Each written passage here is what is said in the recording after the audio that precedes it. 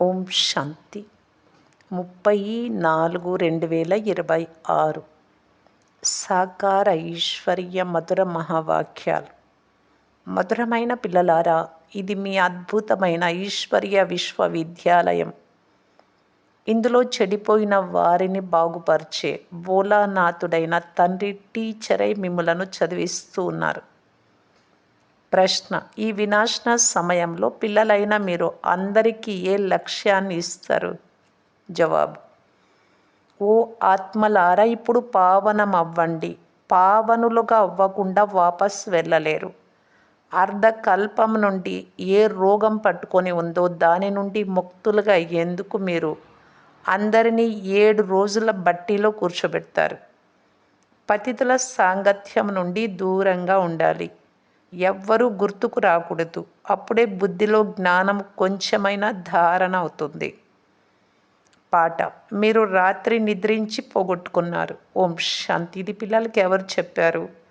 పాఠశాలలో కూర్చొని ఉన్నందున తప్పకుండా టీచరే చెప్పి ఉంటారు. టీచర్ చెప్పారా, లేక తండ్రి చెప్పారా, లేక సద్గురువు చెప్పారా అనే ప్రశ్న ఉత్పన్నమవుతుంది. ఈ మహావాక్యాలు ఎవరు చెప్తున్నారు? పిల్లల బుద్ధిలో మొట్టమొదటి ఇదే రావాలి. వీరు మన అనంతమైన తండ్రి, వారిని పరంపిత పరమాత్మ అని అంటారు. కావున తండ్రి కూడా చెప్పారు, శిక్షకుడు కూడా చెప్పారు, జతలో సద్గురువు కూడా ఇలా చెప్పారు. ఇది విద్యార్థులైన మీ బుద్ధిలో ఉంది. ఇతర కళాశాలలు లేక విశ్వవిద్యాలయాలలో ఏ టీచర్ చదివిస్తారో వారిని తండ్రి లేక గురువు అని అనరు. ఇది పాఠశాల. దీనిని విశ్వవిద్యాలయము అనండి, లేక కళాశాల అని అనండి. ఇది చదువే కదా. మొట్టమొదట పాఠశాలలో మమ్మల్ని ఎవరు చదివిస్తున్నారో తెలుసుకోవాలి. సర్వాత్మల తండ్రి అయిన నిరాకార పరమాత్మ సర్వుల సద్గతి దాత మనల్ని చదివిస్తున్నారు అని పిల్లలకు తెలుసు. ఈ రచన అంతా ఒక్క రచయిత ఆస్తే. కావున స్వయం వారే కూర్చొని రచన ఆది మధ్య అంత్యాల రహస్యాన్ని అర్థం చేయిస్తూ ఉన్నారు. పిల్లలైన మీరు తండ్రి వద్ద జన్మ తీసుకున్నారు. సర్వాత్మల తండ్రి అయిన వారినే జ్ఞానసాగరులు అని అంటారు. వారు జ్ఞానసాగరులు, పతిత పావనులు. జ్ఞానము ద్వారానే సద్గతి కలుగుతుంది. మనుషులు పతితుల నుండి పావనంగా అవుతారు. ఇప్పుడు పిల్లలైన మీరు ఇక్కడ కూర్చొని ఉన్నారు. మరి ఇతర ఏ పాఠశాలలోనూ జ్ఞానసాగరులైన నిరాకార తండ్రి చదివిస్తున్నారు అని భావించరు. ఇది ఇక్కడ మాత్రమేనని మీకు తెలుసు. విశేషంగా భారతదేశం, సామాన్యంగా పూర్తి ప్రపంచంలో మరెవ్వరూ మమ్ములను నిరాకార తండ్రి చదివిస్తున్నారు అని భావించరు. వారిని చదివించేవారు మనుష్య టీచర్లు.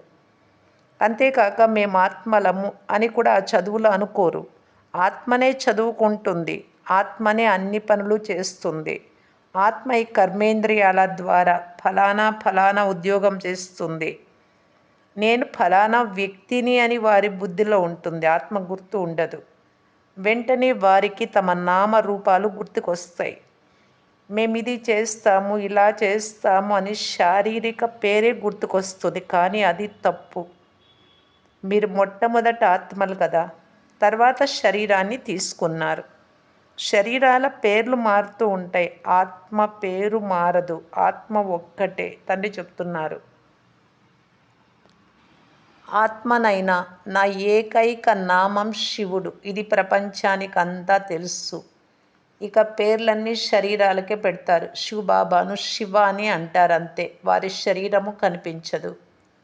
మనుషులకు పేరు పెట్టబడుతుంది. నేను ఫలానా అని చెప్పుకుంటారు. మమ్ములను ఫలానా టీచర్ చదివిస్తున్నారు అని వారి పేరు చెప్తారు కదా.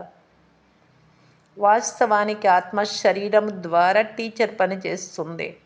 వారి ఆత్మను చదివిస్తుంది. సంస్కారాలన్నీ ఆత్మలోనే ఉంటాయి.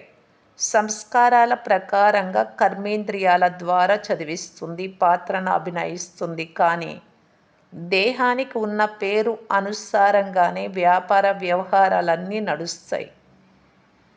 ఇక్కడ పిల్లలైన మీకు నిరాకార తండ్రి చదివిస్తున్నారు అని తెలుసు. మీ బుద్ధి ఎక్కడికి వెళ్ళిపోయింది? మనం ఆత్మలము, ఆ తండ్రి వారిగా అయ్యాం. నిరాకార తండ్రి ఈ సాకార శరీరం ద్వారా చదివిస్తున్నారు అని ఆత్మ గ్రహిస్తుంది. తండ్రి పేరు శివ. శివ జయంతిని కూడా ఆచరిస్తారు. శివుడు అనంతమైన తండ్రి, వారిని పరంపిత పరమాత్మ అని అంటారు. వారు సర్వాత్మల తండ్రి. ఇప్పుడు వారి జయంతిని ఎలా ఆచరిస్తారు? ఆత్మ శరీరంలో ప్రవేశిస్తుందా, లేక గర్భంలో వస్తుందా, పైనుండి వస్తుంది? ఇది ఎవ్వరికీ తెలియదు.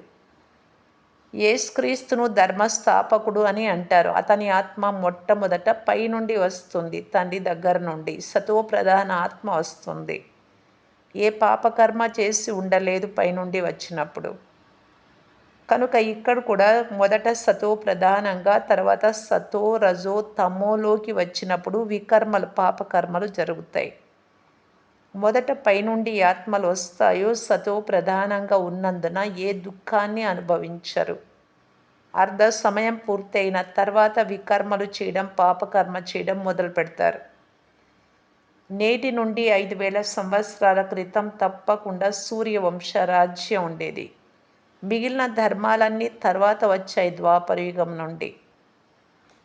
భారతవాసులు విశ్వ అధికారులుగా ఉండేవారు. భారతదేశాన్ని అవినాశీ ఖండం అని అంటారు. అప్పుడు ఇతర ఏ ఖండము లేదు. కావున శివబాబా దిగజారిన వారిని బాగుపరిచేవారు. భోలానాథుడు అని శివుడినే అంటారు, శంకరుణ్ణి కాదు. భోలానాథ తండ్రి చెడిపోయిన వారిని బాగుపరిచేవారు. శివ శంకరులు ఒక్కరే కాదు, వేరు వేరు. బ్రహ్మ విష్ణు శంకరులకు ఏ మహిమ లేదు.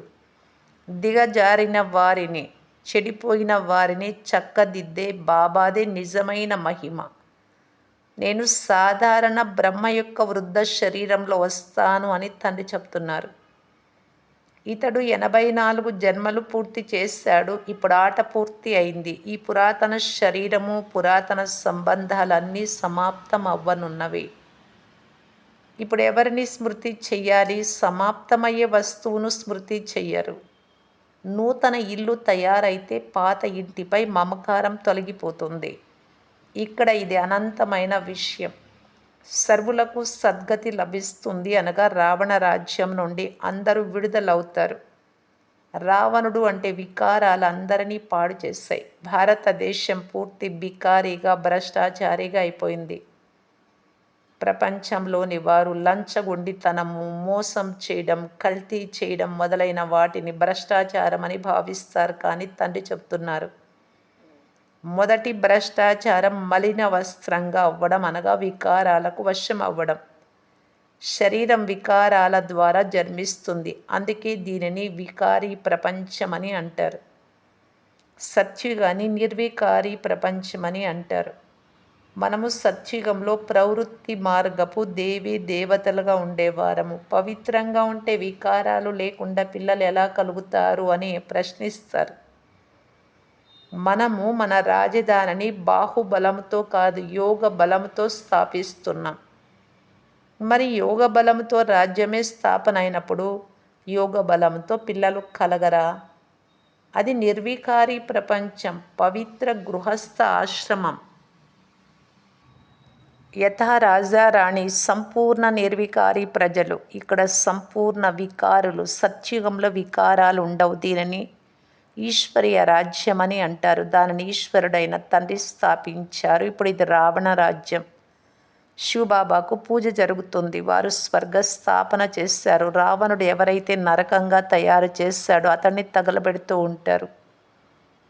ద్వాపరయుగం ఎప్పుడు ప్రారంభమైందో ఎవ్వరికీ తెలియదు. ఇది కూడా అర్థం చేసుకునే విషయం. ఇది తమో ప్రధాన అసురీ ప్రపంచం, అధీశ్వర్య ప్రపంచం. దానిని స్వర్గము, దైవీ పావన ప్రపంచం అని అంటారు. దీనిని నరకము, పతిత ప్రపంచం అంటారు. ఎవరు రోజు చదువుతారో వారు ఈ విషయాలను అర్థం చేసుకోగలరు. చాలామంది మా స్థానాలలో సెంటర్లు లేవు కదా అని అంటారు. అరే, ముఖ్య కేంద్రం ఉంది కదా, మీరు వచ్చి ఆదేశాన్ని తీసుకెళ్ళండి. పెద్ద విషయం కాదు. సృష్టి చక్రాన్ని క్షణంలో అర్థం చేయించవచ్చు. సత్య త్రేతాయుగాలు గతించిపోయాయి. తర్వాత ద్వాపర కలియుగాలు, ఇవి కూడా గతించిపోయాయి. ఇప్పుడు ఇది సంగమయుగం. నూతన ప్రపంచంలోకి వెళ్ళేందుకు చదవాలి. ప్రతి ఒక్కరికి చదువుకునేందుకు అధికారం ఉంది. బాబా మేము ఉద్యోగం చేస్తున్నాము అని అంటారు. సరే, ఒక్క వారం జ్ఞానం తీసుకుని వెళ్ళండి, మురళి లభిస్తూనే ఉంటుంది. మొదట 7 రోజులు బట్టీలో తప్పకుండా ఉండాలి. భలే 7 రోజులు వస్తారు, కానీ అందరి బుద్ధి ఒకేలాగా ఉండదు. 7 రోజుల బట్టి అంటే ఇతరులెవ్వరి స్మృతి రాకూడదు. 7 రోజుల కోర్స్ అంటే ఎవరితోనూ పత్ర వ్యవహారాలు మొదలైనవి కూడా చేరాదు. అప్పుడు లెటర్స్, ఇప్పుడు ఫోన్లు. అందరూ ఒకేలా అర్థం చేసుకోలేరు. ఇక్కడ పతితులు పావనంగా అవ్వాలి. ఈ పతితత్వం కూడా ఒక రోగమే. మనుషులు అర్ధకల్పపు మహారోగులుగా ఉన్నారు. వారిని వేరుగా కూర్చోబెట్టాలి కోర్సు ఇచ్చేటప్పుడు. ఎవరి సాంగత్యము ఉండరాదు. వెలుపలికి వెళ్ళగానే ఏమేమో తింటారు. పతితుల చేతి భోజనం తింటారు. సత్యుగంలో దేవతలు పావనంగా ఉంటారు కదా, వారి కొరకు ప్రత్యేకంగా మందిరాలను నిర్మిస్తారు. దేవతలను పతితులు తాకలేరు. ఈ సమయంలో మనుషులు పూర్తి పతిత భ్రష్టాచారులుగా ఉన్నారు. శరీరం విషము ద్వారా జన్మిస్తుంది కనుక వారిని భ్రష్టాచారులని అంటారు. సన్యాసుల శరీరం కూడా విషంతోనే తయారైంది. తండ్రి చెప్తున్నారు, మొట్టమొదట ఆత్మ పవిత్రంగా అవ్వాలి, తర్వాత శరీరం కూడా పవిత్రమైనదే కావాలి. కావున పాత అపవిత్ర శరీరాలన్నీ వినాశనం అయిపోతాయి. అందరూ వాపస్ వెళ్ళాలి. ఇది వినాశన సమయం. అందరూ పవిత్రమై వాపస్ వెళ్ళాలి. భారతదేశంలోనే హోళికను జరుపుకుంటారు. ఇక్కడ పంచతత్వాల శరీరం సతో ప్రధానంగా లేదు, తమో ప్రధానంగా ఉంది. సత్యుగంలో శరీరం కూడా సతో ప్రధానంగా ఉంటుంది. శ్రీకృష్ణుడి చిత్రం ఉంది కదా, నరకాన్ని కాలితో తన్నాలి. ఎందుకంటే సత్యుగంలోకి వెళ్ళాలి. శరీరాన్ని శ్మశానానికి తీసుకెళ్ళేటప్పుడు మొదట ముఖాన్ని ఊరి వైపు, కాళ్లను శ్మశానం వైపుకు పెడతారు. దృష్టి అంతా అక్కడ ఉంటుంది, శ్మశానం వైపు, వెళ్ళే చోటు వైపు. తర్వాత శ్మశానం లోపలికి వెళ్ళేటప్పుడు ముఖము శ్మశానం వైపుకు తిప్పుతారు. దిప్పుడు కళ్ళెము అంటారు కదా అక్కడ. ఇప్పుడు మీరు స్వర్గంలోకి వెళ్తున్నారు కనుక మీ ముఖము ఆ వైపు ఉంది, అనగా శాంతిధామము, సుఖధామం వైపు. కాళ్ళు దుఃఖధామం వైపు ఉన్నాయి. అది శవాల విషయం. ఇక్కడ పురుషార్థం చేయాల్సి ఉంటుంది. మధురమైన ఇంటిని స్మృతి చేస్తూ చేస్తూ ఆత్మలైన మీరు మధురమైన ఇంటికి వెళ్ళిపోతారు. ఇది బుద్ధితో చేసే ప్రాక్టీస్. తండ్రి కూర్చొని అన్ని రహస్యాలు అర్థం చేయిస్తున్నారు. ఆత్మలైన మనమంతా ఇంటికి వెళ్ళాలి. ఇది పాత శరీరం, పాత ప్రపంచం. నాటకం పూర్తి అయింది అంటే 84 జన్మలను అభినయించారు. అందరూ 84 జన్మలు తీసుకోరు అని కూడా మీరు అర్థం చేయించబడింది. ఎవరైతే తర్వాత ఇతర ధర్మాలలో వస్తారో వారు తప్పకుండా తక్కువ జన్మలే తీసుకుంటారు. ఇస్లాం మతస్థుల కంటే బౌద్ధ ధర్మం వారు తక్కువ జన్మలు తీసుకుంటారు. క్రైస్తవులు ఇంకా వారి కంటే తక్కువ. గురునానక్ గారి సిక్కులు వచ్చింది ఇప్పుడు కలియుగంలో. గురునానక్ వచ్చి 500 సంవత్సరాలైంది కనుక వారు 84 జన్మలు తీసుకోరు, లెక్క వేయబడుతుంది. 5000 సంవత్సరాలలో ఇన్ని జన్మలుంటే 500 సంవత్సరాలలో ఎన్ని జన్మలు తీసుకొని ఉండొచ్చు? 12, 13 జన్మలు. క్రీస్తు వచ్చి 2000 సంవత్సరాలు అయింది అంటే వారికి ఎన్ని జన్మలు ఉండొచ్చు? సగం కంటే తక్కువైపోతాయి. 84లో సగం కంటే. లెక్క ఉంది కదా. ఎవరికి ఎన్ని జన్మలు అని ఖచ్చితంగా చెప్పలేము. ఈ విషయాలను చర్చిస్తూ వాదిస్తూ సమయాన్ని వేస్ట్ చేసుకోకండి. తండ్రిని స్మృతి చేయడమే మీ కర్తవ్యం. వ్యర్థ మాటలలోకి మీ బుద్ధి వెళ్ళరాదు. తండ్రితో యోగాన్ని జోడించాలి. ఈ చక్రాన్ని అర్థం చేసుకోవాలి. స్మృతి ద్వారానే పాపాలు నశిస్తాయి. ఇందులోనే శ్రమ ఉంది. అందుకే భారతదేశపు ప్రాచీన యోగమని అంటారు. దీనిని తండ్రి నేర్పిస్తారు కల్పకల్పం. సత్య త్రేతాయుగాలలో యోగం అనే మాటే ఉండదు. తర్వాత భక్తి మార్గంలో హఠయోగం ప్రారంభమవుతుంది. ఇది సహజ రాజయోగం. నన్ను స్మృతి చేయడం ద్వారా పావనంగా అవుతారు అని తండ్రి చెప్తున్నారు. ముఖ్యమైనది స్మృతి. ఏ పాపము చేయరాదు. దేవీ దేవతలు పావనమైన వారు కనుక వారికి మందిరాలున్నాయి. పూజారులు పతితులు పావన దేవతలకు అభిషేకాలు మొదలైనవి చేస్తారు, కానీ వాస్తవానికి పతితుల చేతులు తాకరాదు. ఇవన్నీ భక్తి మార్గపు ఆచారాలు, పద్ధతులు. ఇప్పుడు మనం పావనంగా అవుతున్నాం, పవిత్రంగా అయితే దేవతలు అయిపోతాం.